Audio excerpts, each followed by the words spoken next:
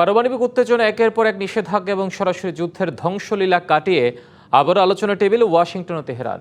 ইসলামাবাদের এই বৈঠককে ঘিরে বিশ্বের নজর এখন পাকিস্তানের দিকে। ইরান ও যুক্তরাষ্ট্রের দীর্ঘ বৈরিতার ইতিহাসে কার্যকর হয়েছিল কি কোনো সংলাপ?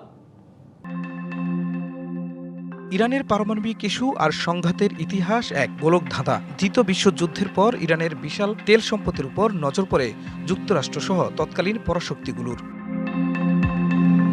মোহাম্মদ রেজা শাহ পাহলভির শাসনামলে যুক্তরাজ্যের কোম্পানিগুলো ইরানের তেল শিল্পে প্রবেশের অবাধ সুযোগ পায়।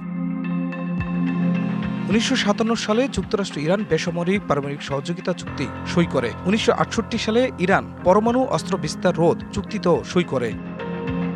1979 সালে 16 জানুয়ারি ইরান ছেড়ে পালাতে বাধ্য হন রেজা শাহ পাহলভি।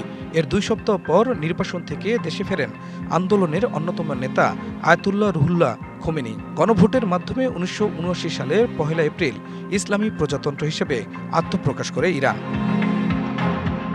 তখন থেকেই যুক্তরাষ্ট্রের সাথে ইরানের সম্পর্কের অবনতি হতে শুরু করে। 1980 সালে ইরানের সঙ্গে সব ধরনের কূটনৈতিক সম্পর্কে ছিন্ন করে যুক্তরাষ্ট্র। 1984 সালে ইরানকে সন্ত্রাসবাদের পৃষ্ঠপোষক রাষ্ট্র হিসেবে চিহ্নিত করে যুক্তরাষ্ট্র। এরপর ইরানকে চাপে রাখতে যুক্তরাষ্ট্রের প্রধান অস্ত্র হয়ে দাঁড়ায় দেশটির পারমাণবিক কর্মসূচি। 2002 সালে বুশ প্রশাসন ইরানের বিরুদ্ধে আনুষ্ঠানিকভাবে পারমাণবিক অস্ত্রের অভিযোগ তোলে এবং দেশটির বিরুদ্ধে অর্থনৈতিক অবরোধ দেয়। 2006 সালে ওয়াশিংটন সম্পর্কের বরফ গলার ইঙ্গিত দেয়। 2007 সালের মে মাসে মিশরে এক সম্মেলনে যোগ দেয় তারা। নায়াসিনামাইড ও স্যালিসাইলিক সমৃদ্ধ লিলি ফেস ওয়াশ যা ফেসের ডেড স্কিন সেল দূর করে দেয় দ্বিগুণ ফাস্টার ব্রাইটেনিং। 2008 সালে প্রেসিডেন্ট জর্জ বুশ সরাসরি আলোচনায় বসতে ইরানের প্রতি আনুষ্ঠানিক বার্তা পাঠান। 2012 সালে ইরানের সঙ্গে গোপনে আলোচনা শুরু করে যুক্তরাষ্ট্র। 2013 সালে পারমাণবিক কর্মসূচি থেকে সরে আসার বিষয়ে চুক্তিতে সই করে ইরান। 2015 সালে যুক্তরাষ্ট্রের সাবেক প্রেসিডেন্ট ওবামা প্রশাসনের সময়ে সই হওয়া ঐতিহাসিক জেসিপিওএ চুক্তির মাধ্যমে যে আশার আলো জেগেছিল তা নিভে যায় 2018 সালে। তৎকালীন মার্কিন প্রেসিডেন্ট ডোনাল্ড ট্রাম্প একতরফাভাবে চুক্তি থেকে বেরিয়ে গিয়ে ইরানের উপর আরোপ করেন ইতিহাসের সবচেয়ে কঠোর নিষেধাজ্ঞা।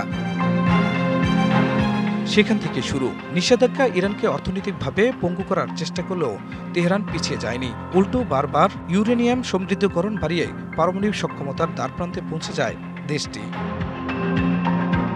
অবিশ্বাসের এই খেলায় যুদ্ধই ছিল শেষ পরিণতি। 2026 সালের 28 ফেব্রুয়ারি শুরু হওয়া অপারেশন এপিক ফিউরির ক্ষত এখনও তাজা। কিন্তু 40 দিনের ধ্বংসযজ্ঞের পর সব পক্ষই বুঝতে পেরেছে পারমাণবিক শক্তি দিয়ে কোনো চূড়ান্ত সমাধানে পৌঁছানো সম্ভব নয়।